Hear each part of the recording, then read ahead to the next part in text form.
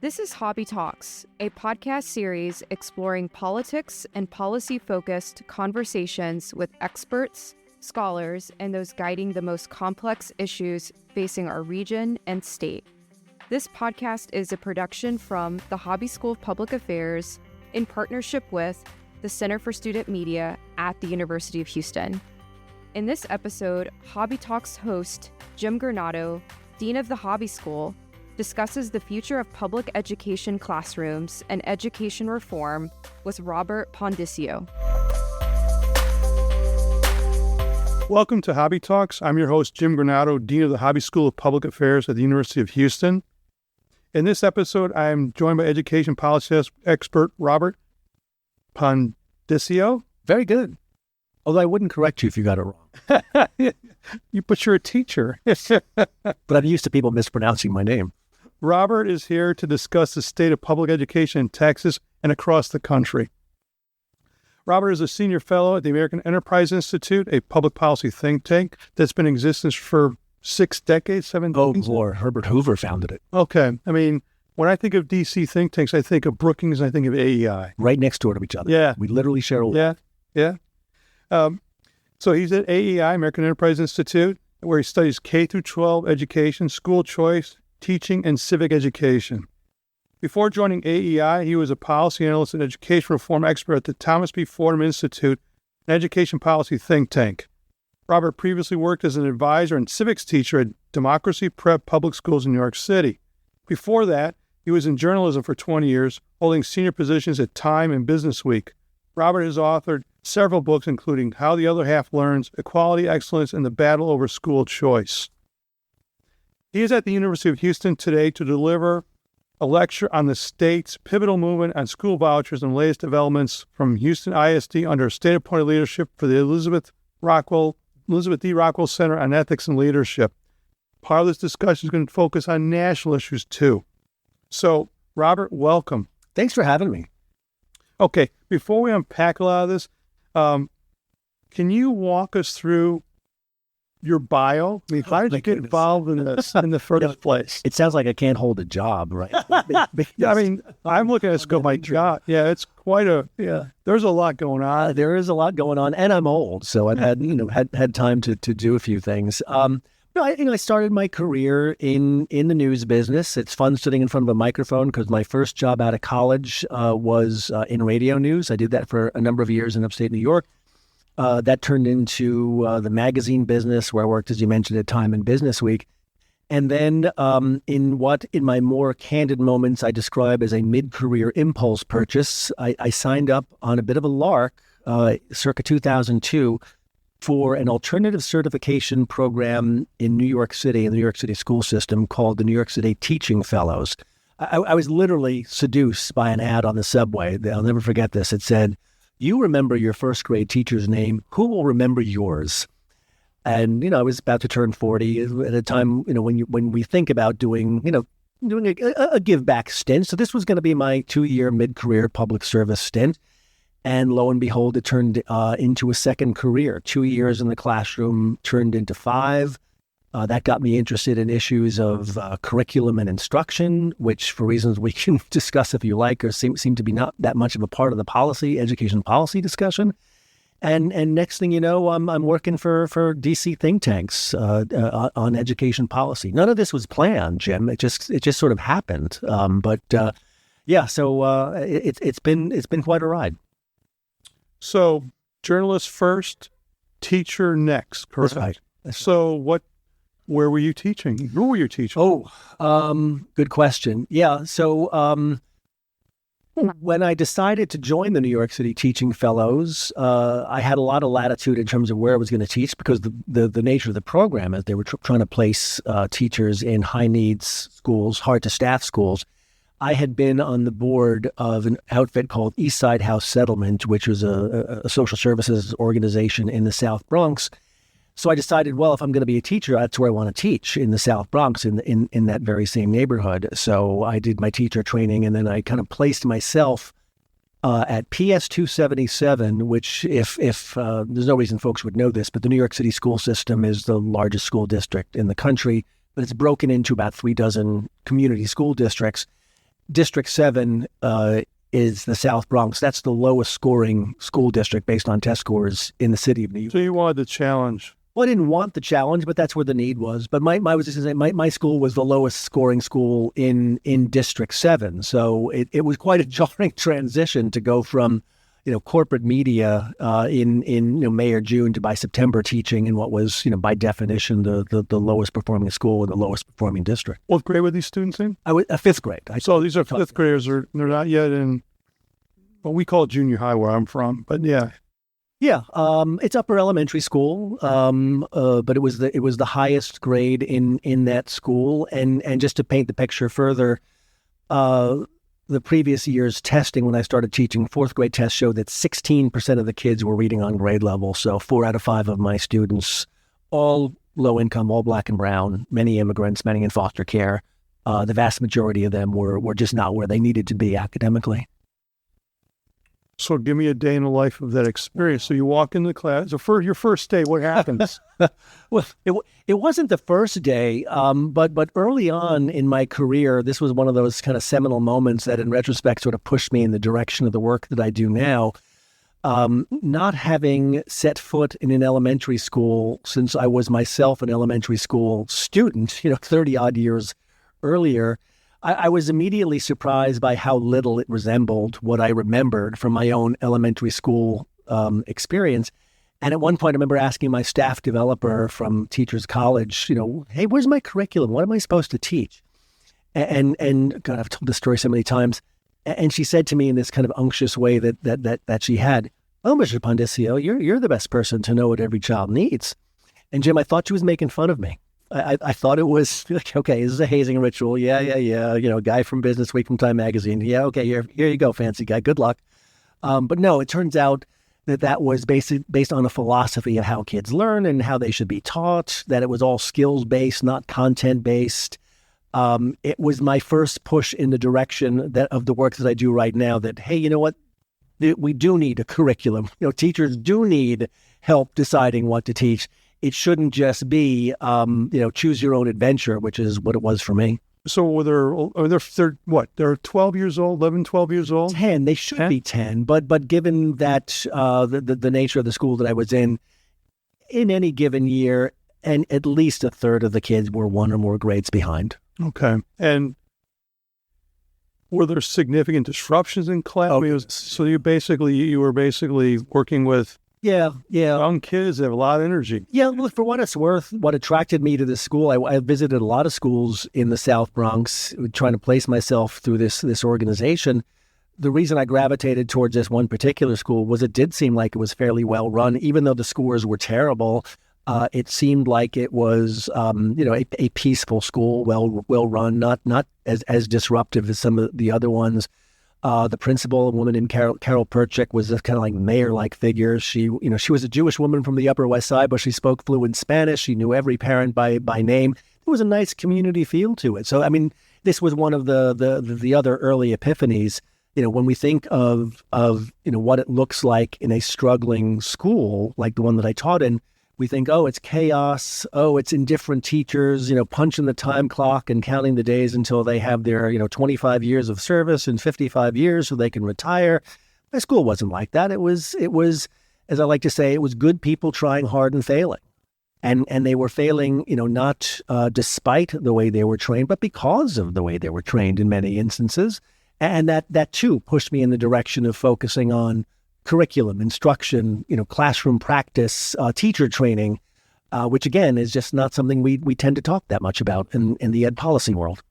Okay, so you're focused on what the teachers are doing, and I've already kind of asked about student behavior, but it sounds like that wasn't a major issue. So it was an issue, but it wasn't. I don't want to suggest that it was it was actually a significant issue, but it was not.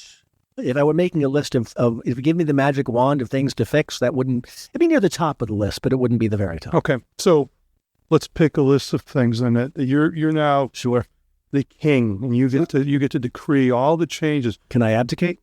After you put your policy forward. So the first one, it looks like you're pointing to you want to focus on teachers first and get the curriculum. Is that what you're saying? That's part of it, yeah. Okay. Let me back up a little bit. So one of the things that makes me a bit of an odd duck in the policy world is that, and I used to sort of say this sotto voce, and now I just lean into it. I'm not really a policy person at the end of the day. I'm a practice person. But that's for a reason. If you think about the world of education policy, the way we've practiced it for the last 25 or 30 years, it's predicated on an assumption, right? That, teachers in schools know what to do. We just need to hold them accountable. We're going to write standards. We're going to have testing. We're going to have muscular accountability. If you're good at your job, you're going to get rewards. If you're bad at your job, you're going to get help. And then maybe you're going to get, counseled out of the profession. So for years, I've been the guy in education reform convenings who says, hey, ed reformers, you have this idea that we all know what to do in the classroom and all you need to do is measure it and hold us accountable. Where did you get that idea? Because let me tell you, we don't always know what we're doing. And again, not because we're incapable, but just because of the kind of the culture of education doesn't reward that. So in recent years, I've just become more vocal about this, that, if you're going to give me that magic wand, Jen, I'm going to say, okay, here's how we're going to start. There are nearly 4 million full-time teachers in American classrooms. That's a big number. That's a bigger number, I think, than doctors, lawyers, and engineers put together. So, okay, what does that tell you as a policy person? You want to raise teacher pay and attract the cognitive elite? 4 million of them? There aren't 4 million cognitive elite. You're not going to be able to raise salaries high enough to draw them away from those. If you take the salary from $60,000 to $80,000, you're still not competitive with somebody who's making, a large 6-figure salary. So those are non-starters.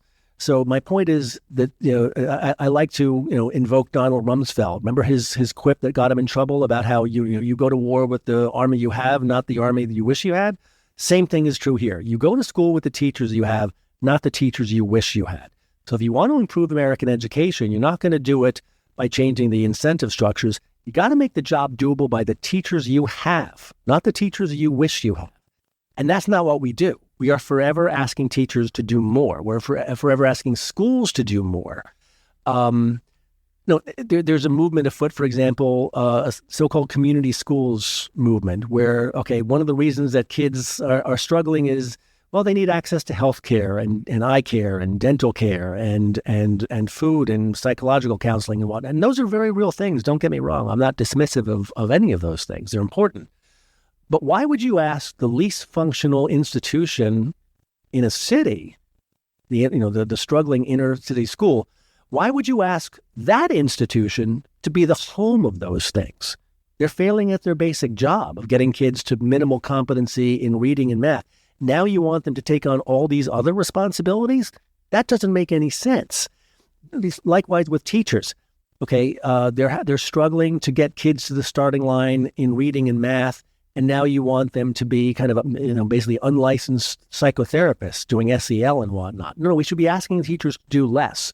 Your job is to get kids into the game. Your job is to be a really good reading teacher. Those other things are important, but we can't ask you to do those. This is, by the way, one of the reasons I focus on curriculum. When I was telling the story about, hey, where's my curriculum? Well, that's one way we can make teachers' jobs easier. I spent as a new teacher an ungodly amount of time creating lessons from scratch, going on Google and Pinterest. And now these didn't exist then, but there are these sites called Share My Lesson and Teachers Pay Teachers. We are forever asking teachers to basically call audible to the line of scrimmage all day, every day on the theory that you're the best person to know what's going to interest the child.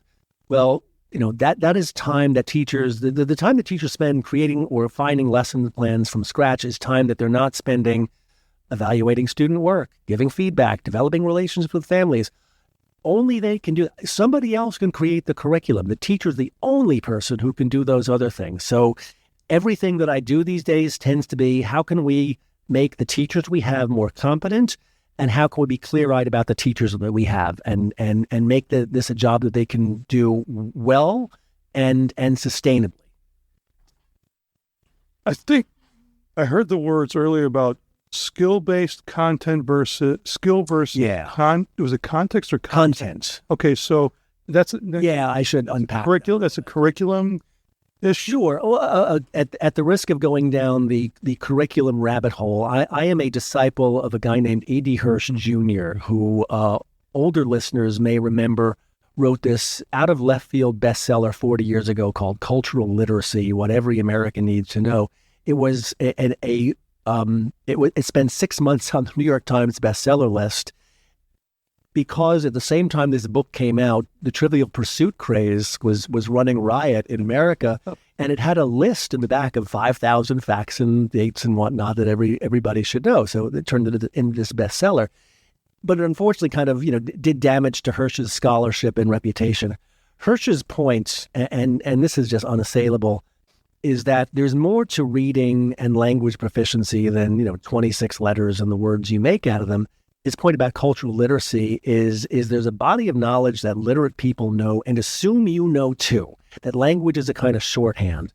The words that we use are the tip of the iceberg. The context, the meaning is the stuff below the waterline. So in order to create literate students, we all need to be on the same have this, what I like to call the same array of mental furniture. We all need to have the same references, and and this is everything from Greek and Roman mythology, Bible references, references from literature, on and on. There's just, if you sat down and listened to your language, so there's so much of it is this context. Again, listener or readers and writers make assumptions about what their audience knows. When those assumptions are correct, language is fluid. When not, it falls apart. So my curriculum advocacy, as it were, is largely predicated on the work of E.D. Hirsch Jr. That those of us in what we call the dominant language community have these idioms, this background knowledge at our disposal. It's the water in which we're swimming. The kids that I taught didn't have access to any of it. So if you want to create good readers, good speakers, engaged citizens, we have to get everybody again with the same array of mental furniture. That's a broad oversimplification, but I think it's a useful. Okay. So we go through the issues we have to reform with our teachers. There's some issues with curriculum. What else would you like to see changed? Well, I'm an unapologetic choice guy. And that's obviously a subject that's of a huge importance here in Texas, where you're, very close to passing the universal ESA bill, which we can talk about. I'm a choice advocate because, interestingly enough, probably because of curriculum. Most people who are choice advocates tend to make the argument that, hey, public schools are struggling, demand choice. It'll be better. And that's not an unpersuasive argument. I like that argument fine. But as somebody who focuses on teaching and learning and curriculum, I prefer to make the argument, hey, look, there's not, you like your public school, that's fine. But would you like a classical school? Maybe a STEM academy. Hey, maybe your kid is into arts or sports and whatnot. When well-off Americans choose a school, my daughter went, end to end in, elite New York City private schools. When those parents are making their choices, they're not looking at test scores. They're looking at things like facilities and arts programs and opportunities that kids are going to have. But we just don't allow low-income families to make those same choices. So I'm very much of the mind that we should. So I'm in favor of choice for that reason alone, that it will create more of a full flowering of different models that we can that kids can and families can benefit from. Taught fifth grade. You also taught high school? Yeah. This may have been a little bit selfish on my part. So while I was working in ed policy at the Fordham Institute and elsewhere, I was also a senior advisor to a charter school called Democracy Prep in New York City. And basically they take civic education very, very seriously. And they've got a senior seminar there, which is aimed at, it has two purposes. One, Democracy Prep back then was a so-called no excuses school, very regimented. So all the kids were going off to college. So we wanted to give the college-bound seniors a taste of a seminar class, and it was their capstone class for their civic education. So I taught that class for a number of years as well. Teaching high school and teaching elementary school are very, very different. I was chuckling about, when I was saying it was selfish. one of the reasons I loved teaching that class and did it for as many years as I did was because if you do what I do for a living, if you're in the ed policy world, a lot of folks, especially teachers, love to say to you, well, when was the last time you were in the classroom? And man, that I love to be able to say Friday. I miss being able to give that answer. So you taught in both worlds. You taught in the public school system and you taught in the charter school. Well, charter schools are public schools, let's be clear. That's true. We often make that, we assume that they're private. They are a charter school, for those who don't know, are schools that are publicly funded and publicly accountable, but privately run. Did you see any marked differences in the organization? And Sure. okay, Yeah. were there, so if you were to weigh the trade-offs, which one comes out ahead in your experience? So, I mean, obviously, there's some outstanding public schools. Sure. And there's outstanding charter schools. The question is, your median or your mean public school versus your mean median charter school, what are the advantages or disadvantages in public school? What are the advantages or disadvantages with the charter school in terms of what we're trying to do is educate these kids? Sure, of course. Now, this is an unpopular answer among my choice and charter school allies, but I'm going to stick with it. I'm a AEI scholar. I take research seriously, right? I know what the research says. The research says that if you have a high-functioning charter school in a community, it creates a rising tide that lifts all boats because it creates competitive effects. And I just don't buy it, to be honest. Because what I mean by that is, I taught at PS 277 before there were any charter schools in the South Bronx. Maybe there was one of the original KIPP schools was nearby, but it was a middle school. Now there's a full flowering of charter schools in that same community. So I think of who are the students that I taught who would be most likely to be the first out the door if they had an opportunity to go to a more rigorous, well-run charter school instead of my school. Okay, so there goes Tiffany, there goes J-Rod, there goes Arlene, there goes Jonathan, and now that's going to make me better. Losing the kids who are. It just doesn't make any sense to me. So I know what the literature says, but from the perspective of a teacher, and also, the idea that it's going to make me work harder is fanciful. I could not have possibly worked harder. So I'm saying this not to avoid your question, but to kind of challenge the premise of the question. In other words, which is better? Well, it almost doesn't matter because we're going to have both, right? And I'm comfortable with that. In the same way that public school advocates will say, well, if you let those high-performing kids out the door, you're harming the kids who get left behind. Yeah, that's probably true. But hold on, did you forget the part where I said every morning I drop my daughter off at the highest, one of the best private schools in the country, and no one said boo? That was uncontroversial. No one treated my daughter as a public resource. No one accused me of robbing the public school system of the resource that was my daughter and the dollars that would have been attached to her. So why do I get to do that?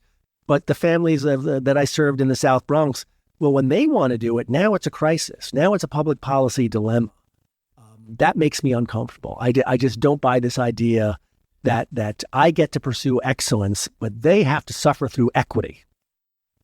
So it's not just the practical effects. You're making a very strong normative argument. You're saying there's an issue of quality here, a moral quality, that you're not getting the choices that other people have solely because your income level isn't, and it's a public resource. That's the key. Well, we treat children as we treat poor children as a public resource. We don't treat rich children as a public resource. If you are a well-off white person in this country, let's be candid. You have every available opportunity to you in terms of private school choice, in terms of picking up and moving to a suburban community with high-performing public schools. And then we wonder why we have an achievement gap. Okay, I'm old enough to remember when, in the Reagan administration, I think in their first year, the Secretary of Education at the time was a guy named Terrell Bell. Mm-hmm. And he wrote a pamphlet that said, it was called The Nation at Risk. That's right. And one of the things he said, and I'm paraphrasing, he said something like, if a foreign power... An unfriendly power had imposed these conditions upon us, we would have treated it as an act of war. Exactly. So it's been... That was 82? 83. 83? Yeah. And I think he resigned or retired shortly after, and Bill Bennett took over. He was so old. Mm-hmm. He brought his own show with him. He was quite the advocate for choice and things like that. But and by the way, Bill Bennett, who I have the privilege of knowing personally, was one of the earliest champions of E.D. Hirsch Jr., who I alluded to a few moments ago. He really put Hirsch on the map. When he came on the scene, he was a former football player. He's this big guy. And then you find out that he had dated Janis Joplin or something like that. And you're going, my God, this guy's caught. In any event, so now let's think about this. If you look at, it's been 42 years. If you look at the landscape, what's happened, and the reforms, you kind of already alluded to some of the reforms you would probably want to see instituted, but have we improved at all? It depends on where you look. I mean, it's funny. I've been very critical. I consider myself an education reformer, but I'm also fairly critical of the education reform movement because of what I alluded to earlier. It's a policy-driven movement as opposed to a practice-driven movement. I just started a Substack, which I'm titling The Next 30 Years, because I've been saying for a while now, hey, if we'd spent the last 30 years trying to improve practice instead of, just pulling policy levers, we'd be further along. So, hey, let's spend the next 30 years trying to improve practice. But, okay, so where are the bright spots? Urban charter schools are a bright spot. In other words, you would much rather be a low-income black or brown kid or parent in, say, Washington, New York, Boston, Newark, Denver, Houston today than 40 years ago. There's good research from an organization called Credo. I can't recall what it stands for, but it's out of Stanford University. They've done a number of studies that show very persuasively that not just charter schools, but specifically urban charter schools that are part of large networks, almost shadow school districts, outperform their district counterparts, not by a little, but by a lot. So that's a bright spot, is charter schools. We are starting to make progress on reading, I think. NAEP, which is how we keep score in this work, it's the National Assessment of Educational Progress, the so-called Nation's Report Card. I ruefully joke that it looks like a dead man's EKG. For 50 years, it has hardly moved.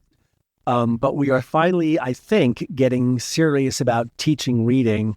I cannot praise highly enough the work of a woman named Emily Hanford of American Public Media, who I think is largely responsible for this. She's done a series of podcasts over the last couple of years called Soul to Story that have really been a remarkable history of how we have just botched the way we teach reading. And by the way, this is exactly what I saw in my school in the South Bronx 20 years ago. The practices that Emily Hanford's work is turning the light up on are exactly the kind of practices that I was taught to inflict, as it were, on my students. So I'm optimistic. I don't think we have the results yet to show for it. We have some bright spots like Louisiana and Mississippi that are making good progress, with early childhood reading because of these reforms. But I'm more optimistic than I ever would have imagined I would be, just seeing that we are, coming correct, as it were, on how to teach kids how to read, at least at the elementary school level. Beyond that, eighth grade is in middle school and high school is still a challenge for complicated reasons I won't bore you with. But I think we're finally, the simple way to say it is, okay, we're getting serious about phonics. It's a lot more complicated than that, but as a practical matter, that's what we think of. Like, oh yeah, we should teach kids how to read with phonics. Absolutely. So we're making progress there as well. So those are the two things that come to mind: is reading instruction and urban charter schools. Negative side. Everything else. I shouldn't be laughing. Yeah. Oh. No, it's not for want of trying, but I think it is largely due to misapplied effort. I'm not one of those people who thinks, oh, we just don't care. We care deeply about how kids do. There's a lot of good people who've been, breaking their picks on this for a very long time. Now, this is confirmation bias on my part, but I think we've just been breaking our picks on the wrong things. Making assumptions about teaching and learning that are demonstrably incorrect, and again, this is a strange thing to say sitting here in a public policy school, but assuming that the answer is in public policy and not professional practice. I mean, that said, if I may, Jim, there are things that policymakers can do to encourage good practice as opposed to assuming, that schools and teachers know what to do and just need to be held accountable. I mean, I could, if we had, hours to talk about this, I would suggest to any would-be education policy person that the starting line is, what are the practices that you want to see schools do? Okay. And then once you've answered that question, now what are the accountability measures that encourage those habits and practices? But that's just not what we do in education policy. Is there any movement at all? Do you see anybody advocating that? Me. In terms of That's it? Yeah, just me. No. Again, I think, some of the stuff we're seeing in terms of reading is encouraging, but it's not going to come to fruition unless we figure out a way to reward those practices through policy measures. Okay, before we get to what's happening in Texas, I've been following this issue for decades, and it's very important to me personally, and my families are teachers. I mean, all that. And I started looking at the research on this for, again, a long time. One of the things that when they would show some positive effect of vouchers, tuition tax credits, or something like that, they would always say, well, you're cherry picking the students. And then I came across research in, say, New York City schools, in the charter schools there, and Success Academy is one of them. I think I mentioned this before we started talking. And so again, the question was, these kids are coming, they're from this neighborhoods are very low income. And the kids from a Success charter school were put in the same building as kids from the PS, the public school. They're in the same building. Yeah. Yep. And I saw the test scores, very different results. Sure. Much better for Success, much worse for public school and these kids. And so the question I have for you is, one thing I want to pursue even further than that is it the case that because you said we don't, lottery is a misleading term about this, but to get selected into Success Academy, is it possible you have siblings in the same family? One gets to go to Success and one has to go to the public school, and they could be in the same building. Probably not, because most charter schools have sibling preferences. Okay. So in other words, if your sibling gets in, you get in too, at least for younger siblings. Is it possible that... Yeah, I can think of a couple of cases where an older sibling, didn't get a seat in a charter school, but a younger one did. And then in the case of Success Academy, which, I wrote a book about a few years ago, I don't think they do this anymore, but at the time they didn't have any admissions above fourth grade. So if you were a third grader who got a seat, but you had a sixth grader sister, in the public school system, they wouldn't take you because you were already, by their lights, too far behind. But yeah, what you're describing, we refer to in New York City as co-location. A lot of this is owing to the advocacy of Joel Klein, and Michael Bloomberg, who was the mayor and schools chancellor back in the day. To their credit, they wanted to attract high-quality charter school operators, so they gave them that rarest of thing, which is space in schools. I mean, it's expensive to build a school. So they adopted these policies of co-location. And you see it to this day. You walk into an elementary school in New York City, and odds are pretty good that there's more than one school in that building. There's the district school, and then on one or two floors, there's a charter school. But the larger point you were making about, the lottery and its effects, one of the things that I like to say is that every good conversation about education either quickly gets to, well, it's complicated, or it's not a very good conversation. And this is one of those things that gets complicated. So, and again, I'm a charter school advocate. I was a former charter school teacher. I am team charter school, period, full stop, unambiguously. In the case of Success Academy, which I wrote my book about, it's a little bit misleading to just say, as they do, oh, look, we have no control over our student population. It's a lottery. One of the things that I discovered that had been kind of hiding in plain sight was, yes, they admit by lottery, but then they make parents jump through any number of hoops. You have to come to a welcome meeting where they are very, very explicit about, what they stand for and what they will not stand for. Then you have to confirm your interest in writing. Then you come to a uniform fitting. Then you come to a meet the teacher night, on and on and on. In other words, you have to keep voting with your feet repeatedly. Show up and show up and show up and show up. And it's just visible. It's undeniable that this privileges intact families, where they've got twice the parental bandwidth. I could just see it. I think I said this to you before we started recording. When I was teaching in the public school system in the South Bronx, it was rare for me to see a father for parent-teacher night. I went on a second grade field trip to around the Statue of Liberty with second graders with Success Academy. There were more dads chaperoning that field trip that I saw in 5 years of parent-teacher conferences. It's just observable that they have, there was a type, so to speak. They were demonstrably or observably married, religious or spiritual, employed, and most importantly, mission aligned. In other words, one of the things that happens through this, I'm not going to call it a winnowing process, but this process of having to vote with your feet over and over and over again was an acculturation process. It's just not possible to find yourself in that school by accident. You are buying what they are selling. And let me be really clear. I'm not criticizing that. I'm in favor of it because I've seen the power of it. One of the things we say about charter schools is, and Albert Shanker, the head of the AFT for years, who used to describe charter schools as engines of innovation. And the conventional reasoning is, or the conventional thinking is, okay, let's look at what successful charter schools are doing and replicate those practices. Well, sometimes you can't, right?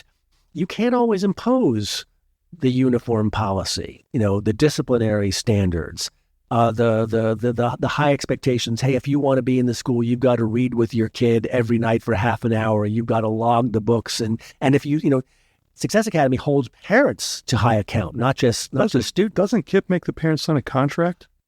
A lot of charter schools make them sign contracts, but Success Academy is the only one that I think means it. It's one thing this is an aspirational document. At Success Academy, they enforce it, right? And that's just not possible to do with when you are taking whoever walks in the door. You can't impose those conditions on a mother who's just not interested in playing by those rules. It would just be impossible to do. Okay, let's talk a little about Texas. Where do you see Texas in terms of the education reform movement? I mean, other states have gotten here faster. Yeah.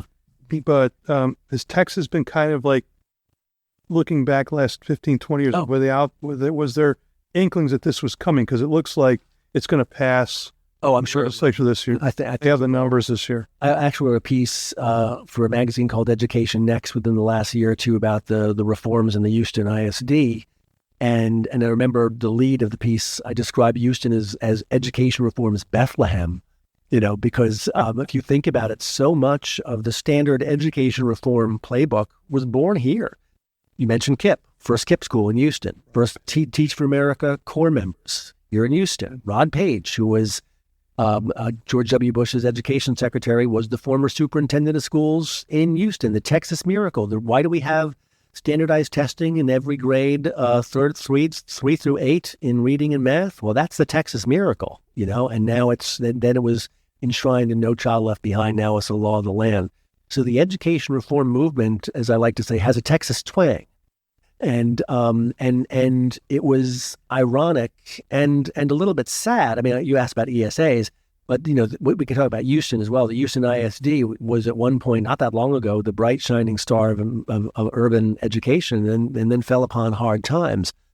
But vis-a-vis your specific question about Texas and ESAs and school choice, what I find fascinating about Texas is, I'm not sure if people realize this or not, if Texas goes ESA, and by the way, we should say what an ESA is. It's an education savings account, functionally a voucher. It allows a parent to basically opt out of the public school system and take the lion's share of state dollars that would have been spent educating their children out the door with them to buy yourself some education. Well, Texas is not the first state to do this. I think they're like the 13th or 14th. But what's interesting about Texas, given its size, is if Texas goes ESA, as they almost certainly will, then we're at a tipping point. Now, more than half of families in America will have this ability to take the state's money and run. It started about 5 years ago with West Virginia and Arizona, then states like Iowa and Arkansas came aboard. When Florida went ESA a couple of years ago, it doubled at a stroke the number of families that had access to an ESA. Texas will do something very like double it again almost. But you're talking about just a fundamental shift in how we conceive of public education. Now it opens up the door to private schools, to micro schools, to the kinds of innovation. I'm being optimistic here. The kinds of innovations that charter schools were supposed to create, and some did, some didn't. But I don't think it's possible to overstate just how rapidly education is shifting in this country because of things like ESAs and the power of the purse that it puts in parents' hands. You mentioned Houston ISD. You accompanied Mike Miles, who's the superintendent. I did. During classroom visits. What was the experience like? And what were your thoughts on the pace of the instruction student experience? Yeah. So the piece that I wrote for Education Next about Mike Miles and Houston ISD and its reforms, I called it The Last Hurrah. Maybe a bit puckishly, but we've tried big city reform for 20 years now, and there's kind of a rhythm to it. I mean, I came to this work when New York City was going through this, where a hard-charging superintendent comes in like a Joel Klein and Michelle Rhee in Washington, and they rattle the china, and everybody sits up straight, and the scores go up, and then they plateau, and then they drift back down to earth. So on the one hand, it's easy to look at what Mike Miles is doing in Houston and say, okay, we've seen this movie before. We know how this one ends. I'm a little more optimistic for Miles than some of these other reforms because, and again, this is confirmation bias, Jim, because I'm an instructional guy. It feels to me like what he's doing really is aimed at getting more out of the teachers he has, not the teachers we wish he might have.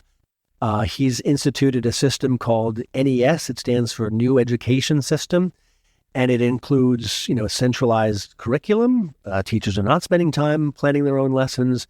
That's important. That's one you. That's one of my. That's saying right from my hymnal. Thanks, Mike Miles. I'm not saying he got the idea from me, but I'm not going to pretend that I don't like an idea that I've championed for 20 years.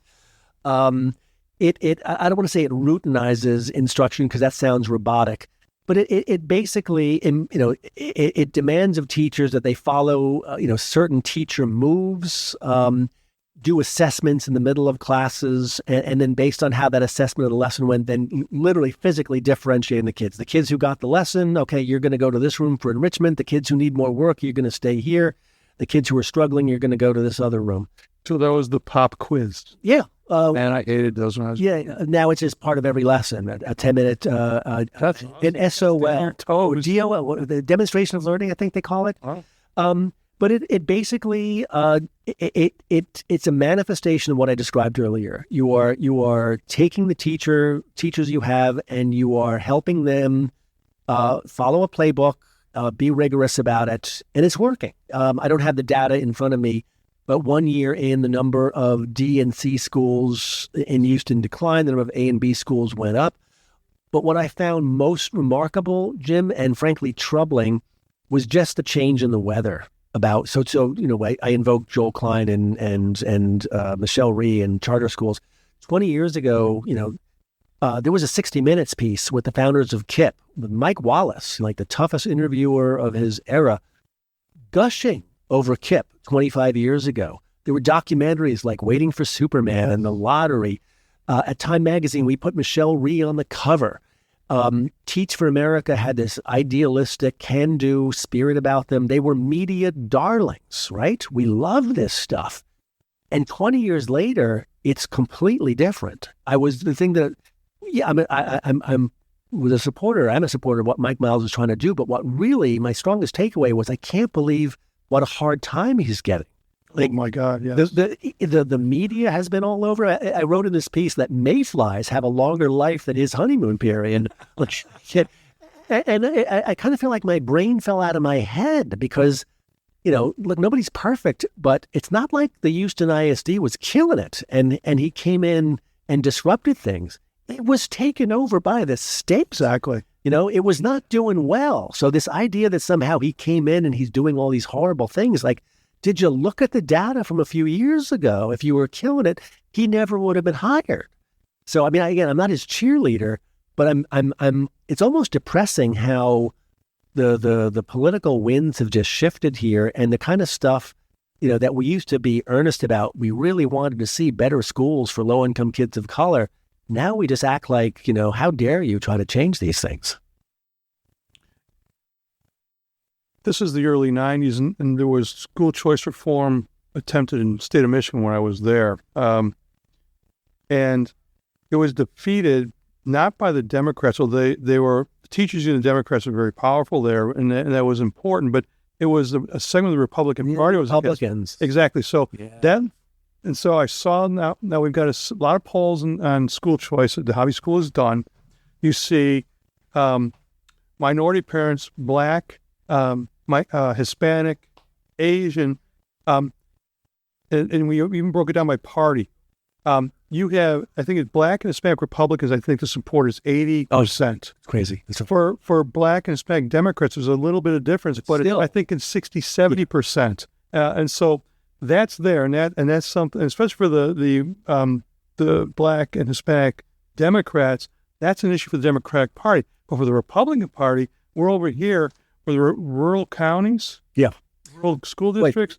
They're threatened by this. Does this mystify you? It's not a mystery. I mean, they're told, and the question. The question is, if you're giving a voucher, why can't you just stay? If there's just one school in the area, why not just stay there? And if you leave, the money goes with the kid, but there's still people there that can support the school. No, I live in a small town in upstate New York where school choice is functionally a non-starter. I mean, there are I live about 20 miles south of Albany. Some parents, I think, do take their kids to private schools in Albany, but as a general rule, it's the only game in town, unless you're homeschooling. And there's a large population of homeschoolers in my neck of the woods. But I'm not mystified at all as to why rural Republicans would, be opposed to school choice, because the school is probably the largest employer in their district. Okay. Their wife is the fourth grade math teacher, right? If you're in the state legislature, et cetera. So in other words, this is a political power center for you. I mean, it's been one of those things that mystifies people forever. Like, wait a minute, these red states have trifectas and they still can't get school choice passed. And, and a lot of it is due to the resistance of rural Republicans. It's shifted quite a lot. I mean, all of these ESA states that we were enumerating a few moments ago, they're all red states. When I talk about ESAs in places like New York and California, people look at me like I've got two heads. They have no idea what I'm talking about. It's almost exclusively a red state phenomenon. But I think that's going to change. There's a data point. I'm overstating it. It's an estimate of mine, where I would estimate that right now, today in America, at least 40% of American kids are doing something other than attending their geographically zoned public school. For generations, there's just been no question. Like, I live here, I go to school there. That's just what we do in this country.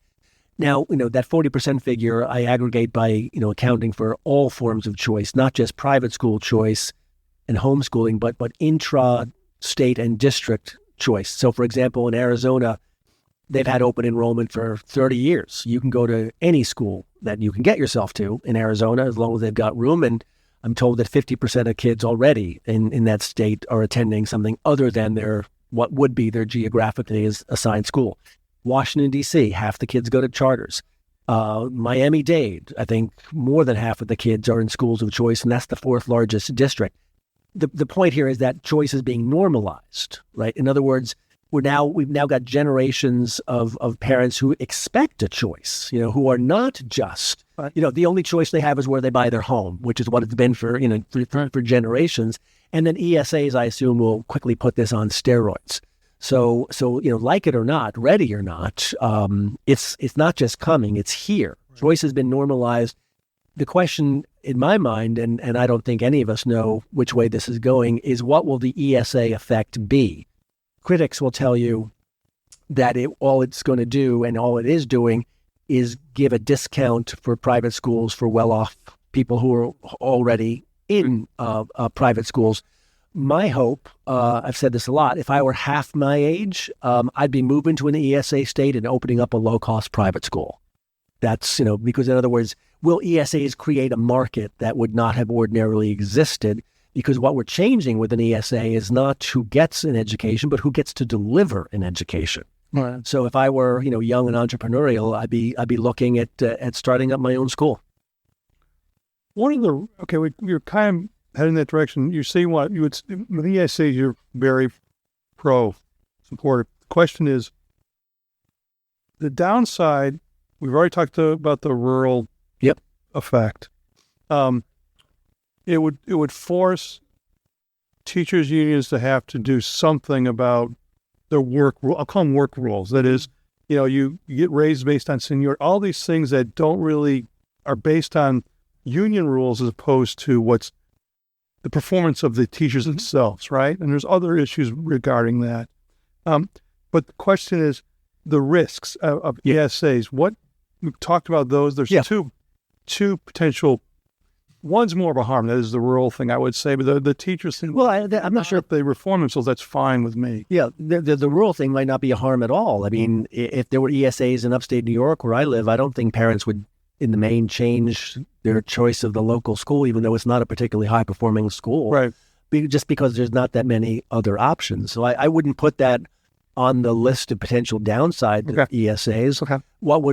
But I do think there are some, and I think we need to be clear-eyed about this. And again, I'm a choice advocate, but that doesn't mean that doesn't relieve me of my responsibility to be honest. Right. So what are the potential downsides? The way I like to say it is, I worry not what happens when we lose the common school, because it certainly hasn't worked out for large numbers of kids, but I do worry about losing the common school ideal. Right. In other words, the Horace Mann vision of, what was his phrase, that public education be the balance wheel of democracy, or the engine of the equalizers of the conditions of man, or some such lovely sentiment. But it hasn't always worked. Right. But what happens when we go to a system where we just choose our own adventure? When we learn what we want, when we want, you teach it your way, I'll teach it my way. I invoked E.D. Hirsch Jr. a few moments ago, who's kind of like my intellectual guru. He's very eloquent on this point, about the need for a common curriculum, not just for language proficiency, but for engaged citizenship. So I do worry that we will be at risk of losing social cohesion. Not that we have, we're not killing it on social cohesion in this country right now anyway, but I certainly don't want to abandon it as a goal. So I think that's one potential downside of ESAs. And I'm not using that to say we shouldn't have ESAs. I think it raises the bar for those of us who are choice people to do what I would call service after the sale. It's not enough to just say, here's your money, go buy yourself some education. We've got to make sure that whatever those alternatives are, they've got to be damn good. So that's one potential downside. And I guess having taught in the South Bronx and spent time in places like Houston and Baltimore and elsewhere, I do worry that we could see more of a balkanization, a stratification. In other words, choice to be effective implies a chooser, right? And if you have a kid who has engaged parents who are going to do their homework and who are curious about the different options and pick the just right school, that's going to work out quite well. But I don't think we're being honest unless we acknowledge there are some number of parents who will be either indifferent or just non-choosers. Right. So the segregation is going to be by quality of parenting. We're like, I think that's right. I think that's right. But this is why, back to Houston, why am I so interested in what Mike Miles is doing? Because those schools aren't going to go away. I don't want a future in which choice looks good only by comparison to the dismal public school system. I want all of those schools to be good. Right. So we've got to do both. We've got to create an ecosystem, if you like, where you can tailor or parents can choose the best school for their kid. But the default schools also have to be excellent. Why? Because we care about those kids too. We've used the word ESA, and I don't know if we've defined it for our audience. Can you go through what education? And it's evolved from, it used to be I remember just a voucher or tuition income tax, tuition tax. Yeah. Well, What's an ESA and why is it? The reason it's not a voucher is because you don't have to use it as a voucher. I think its primary use will probably be as a voucher. I'm going to use it to either pay for a discount on a private education. But if you are a homeschooling parent, for example, well, then you could use those dollars to buy curriculum, to pay for tutors, for enrichment activities, et cetera. So it doesn't have to go to a school. You can use it. I talked to a guy in Arizona when I was out there not long ago who was a retired woodworker, and he's turned his shop into a woodworking school. And parents, bring their kids a couple of times a week to learn high-end furniture making with this guy. He can do that, and they can use their ESA dollars for that. You mentioned Mike Miles, and you mentioned Michelle Rhee, and you said the effect of her or Joe Klein was improvement in scores and then it plateaued. Did it decline? And when will the jury be able to come in and say, yes, this worked or it didn't work with Mike Miles? Is it going to take 5 years to see this full effect? We actually say, yeah, there's a jump here and there's an improvement and it's not receding. We're getting better. Yeah. It's a great question because I'm trying to think of what would be my comparison. Maybe New Orleans post-Katrina, when they charterized that whole city and they had nice gains there. But then they kind of backed away from that as well. I mean, that the problem is we rarely stick with these things, right? Michelle Rhee comes in, Joel Klein comes in, they stick around for a couple of years, they leave, the new person comes in and things go back, back down to earth. So, the proof of the pudding is in the eating, as they say. So, every year in Houston that scores go up is another data point in favor of what Mike Miles is doing. He's not a young man. He's, I think he's in his late 60s, so it's not like he's going to be there for 20 years. And, my joke about school superintendents is always don't buy green bananas, because they don't seem to stick around very long, which is another issue. It's separate from the issue that you're asking about, Jim, but I think it informs it. One of the problems that we have in this country is reform churn, where a new super comes in and they got to do something different. Why? Because they're the new soup. I invoked Emily Hanford's name before of American Public Media in her podcast series, Sold a Story. She just dropped 3 new episodes within the last couple of weeks, which everybody should listen to, especially people in our world, in the education policy world.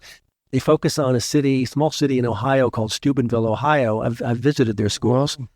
And they haven't changed what they're doing for 25 years. They instituted a whole school reform program called Success for All. They got teachers to buy into it. And now it's probably a second generation of teachers who are doing what they've done for 25 years. Has it succeeded? Very much so. Oh, wow. Very much. They can all read. Not to mention Dean Martin's from there. That's right. Oh, wow. That's great trivia. Another Italian. Okay. Yeah. Wow. That's the boy. I'm impressed. But I think that's a lesson for all of us is, and again, this is confirmation bias because it kind of comports with my idea of simplifying the role or at least clarifying it. You don't need to change what you're doing if it's working, So that's another lesson for policymakers. Look at what works, create the incentive structure to adopt what works, and create the incentive structure to stick with it. Okay, we have about a minute left, I believe. So this is lightning round. Okay. Okay, so 2 questions. This is probably an unfair one because I think it's a lot. There's a lot more time you need. I should shut up. Down the road, what happens in the scenario where demand exceeds funding? Demand for ESAs. Well, in theory, that shouldn't happen, right? Because an ESA is a cost savings. I don't think there's a single. I haven't studied all the dozen states or so that have implemented or are about to implement ESAs, but I don't think one of them has a more generous per pupil than what it costs to educate kids in a traditional school. Now, it's going to require some pain and some downsizing. You're going to have to close buildings and consolidate districts. But by the way, Jim, that's going to happen anyway. I don't know if you know this or not. We're having a bit of a baby bust in this country. So, the number of aware of the university. That's of course you are. Yeah. So that contraction is going to happen with or without ESAs. Yeah. Last question. What advice do you have for our students who want to make a difference in education policy? Wow. First of all, thank you. We need bright people. And let me also pay a compliment to the hobby school. I've been here all day. I was with a class and had lunch with several students, and I'm going home refreshed. You've got some very bright, ambitious, and public-spirited students here. So whatever it is you're doing, please keep doing it. It's Houston. It's Houston. Okay. It's in the blood here. Okay. It's really, really lovely. Look, regardless of the numbers, I think education policy will continue to be a fruitful vein of ore to mine. Why? Because in good times and bad, we have children, and doesn't matter what happens in the world. The next morning, kids wake up and go to school. And on the one hand, it has been a vexing issue for public policy to solve, because despite the massive amounts of effort and at this point, many hundreds, trillions of dollars spent, we have not successfully moved the needle that much, at least not to the point that any of us should be happy. But that doesn't mean that there are not, again, promising veins of ore to be mined that will hopefully put future generations in better stead. Robert Pondiscio, thank you for being part of the Hobby Talks today. I really enjoyed it. Thanks for having me. Our next episode, we'll hear from freshman state lawmaker Lauren Ashley Simmons. Visit our website and social media platforms for more details on Hobby Talks programming. Again, Robert, it's been a pleasure. Thanks. Anytime. Thank you for listening. This podcast represents the views of the guests and not of the University of Houston.